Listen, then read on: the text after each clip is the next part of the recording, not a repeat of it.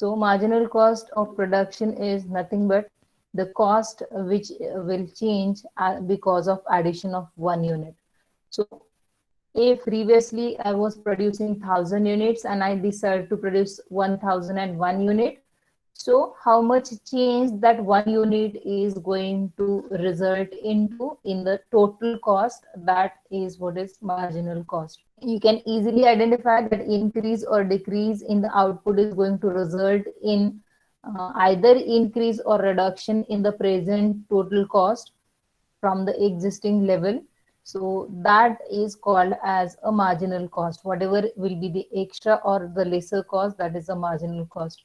To calculate it, what we do is change in the production cost, okay, divided by change in the quantity. So normally, suppose if production cost was 10,000 and now that the cost is 10,900. So that 900 extra cost may be because you have added one more unit of production, which is incurred for producing one extra unit. Okay. So this is what we have seen, that this marginal cost is going to help you determine the exact level of production that is required.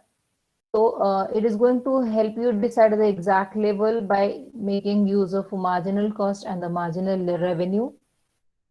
So fixed costs are constant when we say variable costs are going to change depending on the level of production.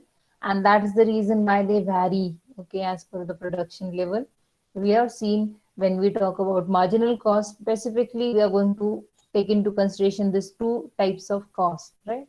So how it behaves, if you see, fixed cost is going to remain constant, whereas variable cost is going to change, okay, as per the level of output. Now, if you see this, so here you can easily understand raw material and wages are going to depend on the level of production, whereas the rent and the salary, that will be fixed, and that is the reason why this is not going to change as per the level of production, and that is a fixed cost. This is a variable cost which will depend on the production levels. So we have seen marginal costing is nothing but calculation of such marginal cost.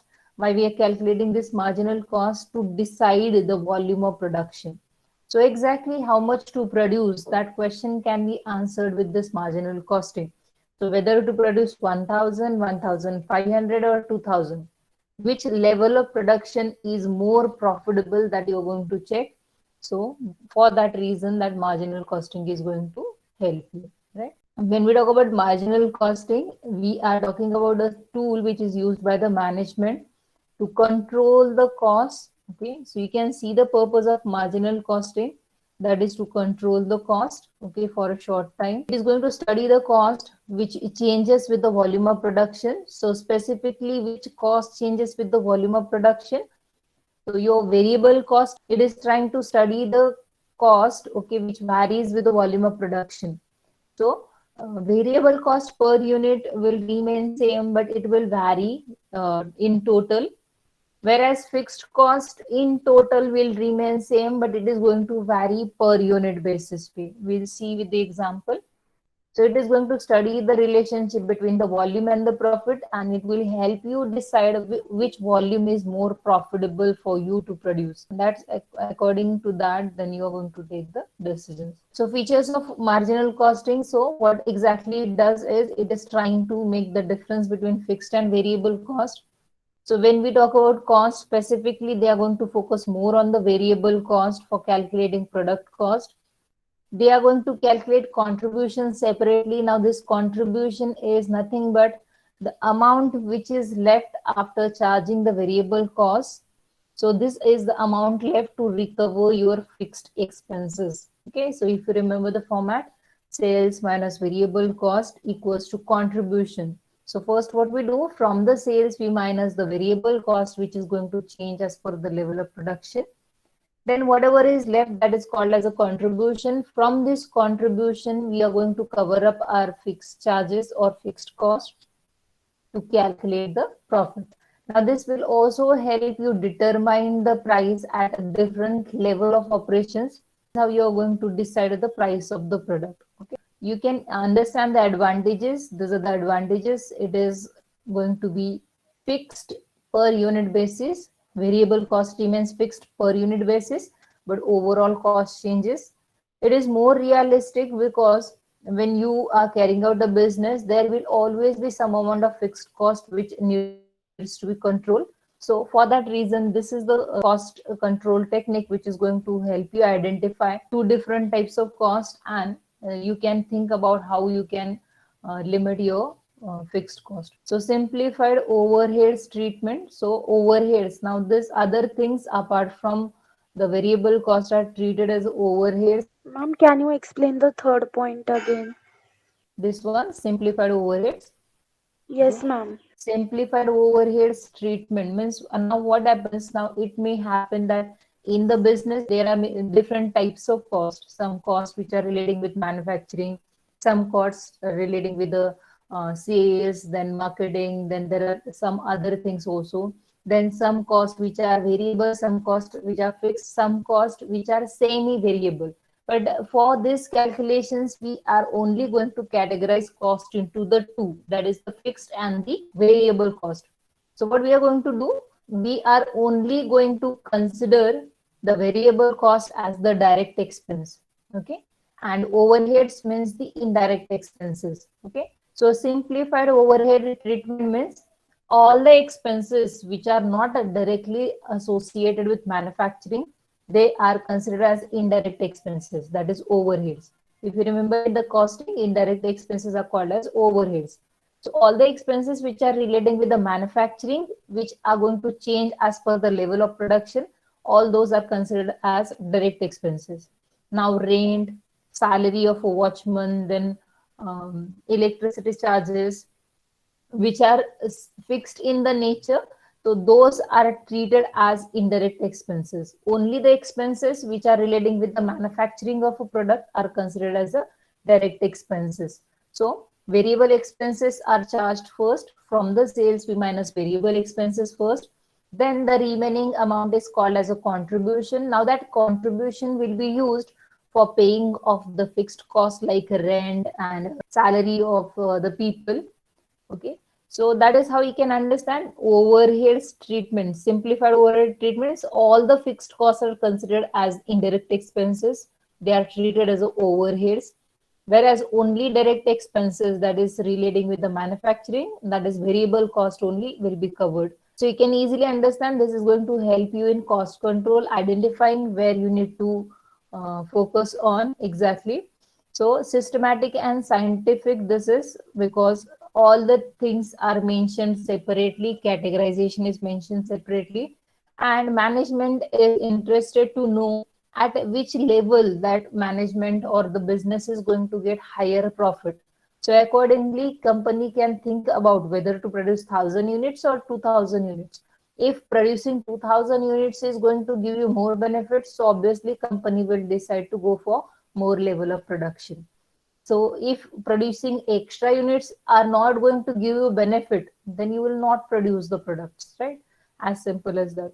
So it talks about the relative profitability. Relative means relating to something profit we are talking about.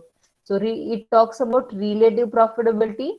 It means profit depends on the different things. So you're going to talk about profitability based on different things. So profitability when your sales are 1 lakh, profitability when your sales are 2 lakh, profitability when your sales will be zero, okay, or profitability when your sales will be double or three times.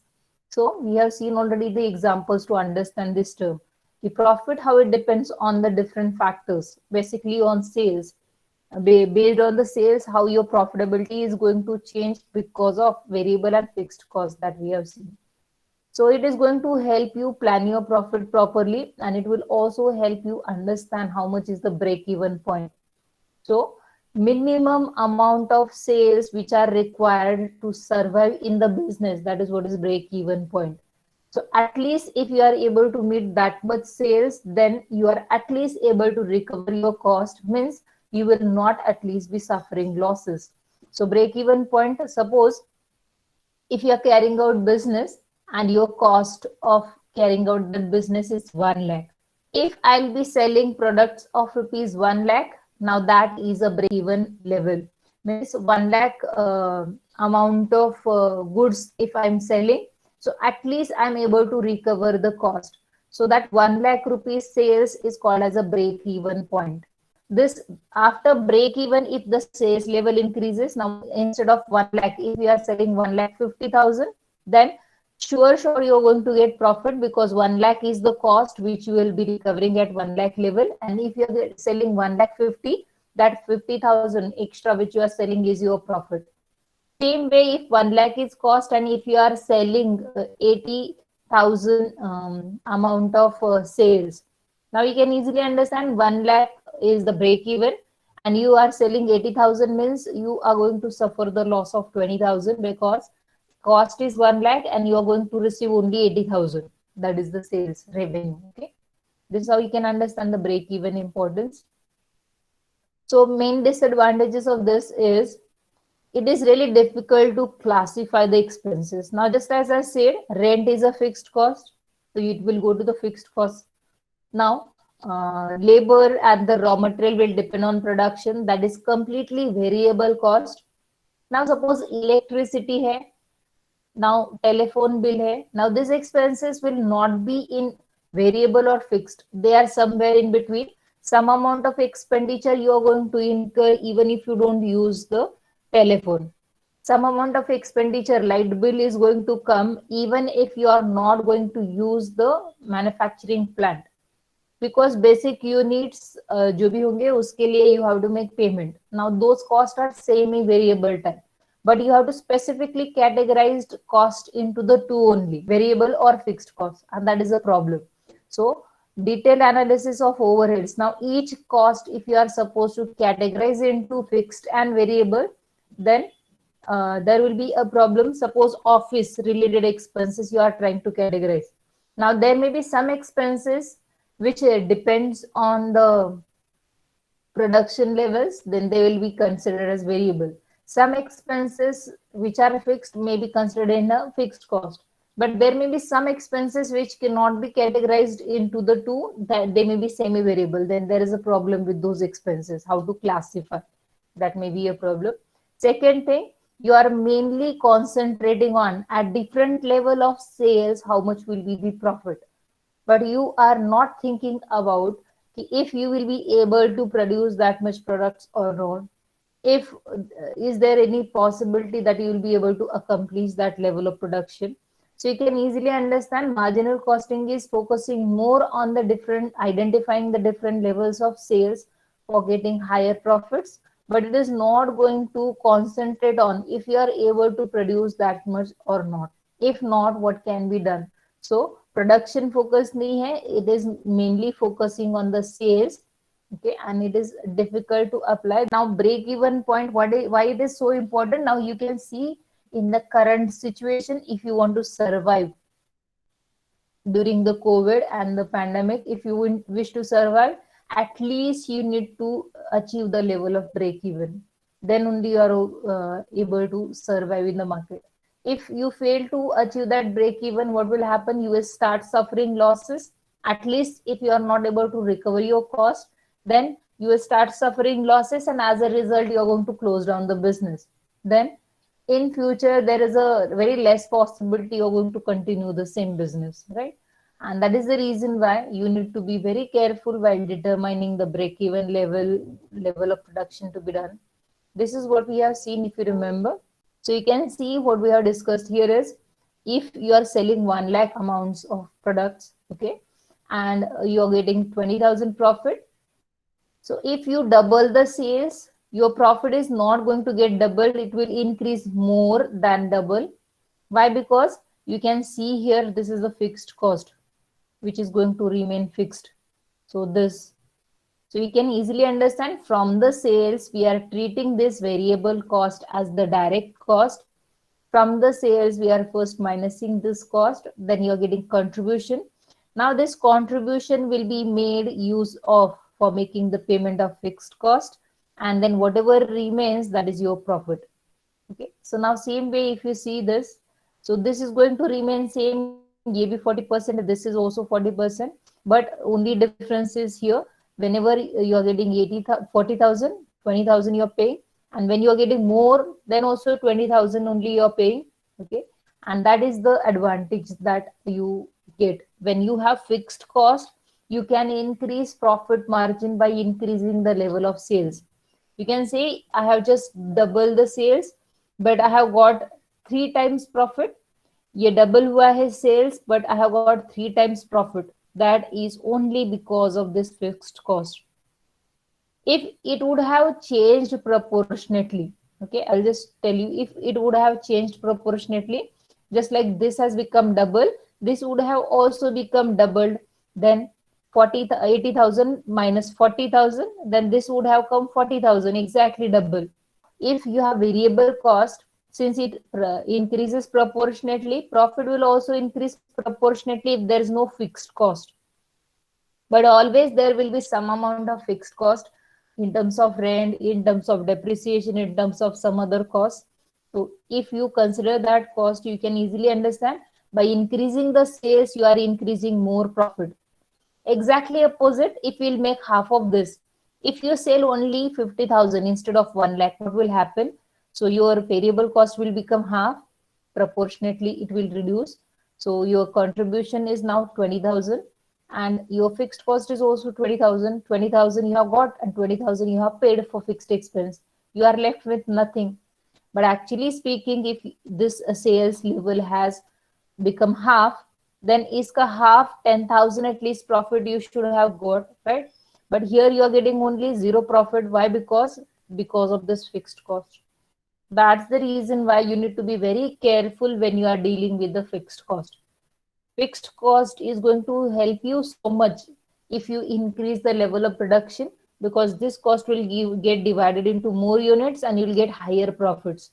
But there is a risk when you are not carrying out business, like a present situation, when there is a global slowdown, when there is a slowdown in the market, you are not able to sell the products, then it is going to incur the losses, or you are going to have negative profits, right?